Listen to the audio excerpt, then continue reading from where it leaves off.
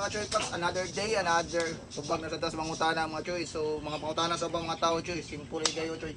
So ang pangutana mga choy packs, unsaon daw kuno para ma-maintain ang mga baboy daw mawalay mga pinakan sa lamok. So karon mga choy packs, ako advice gyud na lang yo choy. Matagapon mga choy packs, di mo makalimutan mga choy nga magdaog gyud mo choy. So parehaan ni choy ba?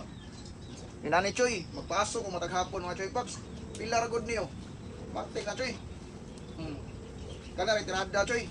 After ato na choy, na may mga gamit na choy, example lang ni choy, buslog nga kaldero. DIY na to choy. Ato mo na tong panginani choy ba. Yani mga choy packs. Para iwas lamok pa choy ba. Oh. So muna tirada na to mga choy packs para ma-maintain na to ang ato mga baboy nga walay pinakan sa lamok. So labi na karon mga choy packs, tig 101. So grabe. Ang 101 mga choy packs, the more nga sige 101, ang mga lamok sa na mugara, mudaghan sa.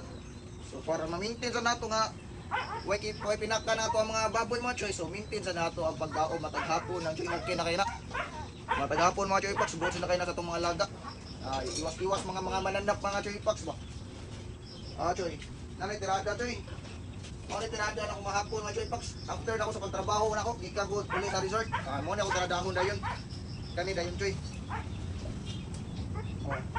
Maintain kayo ba? Maintain. So kana lang sa mga choy packs. Kana lang sa mga choy packs. Peace out nya. Happy farming nato tanang mga choy packs. Peace out.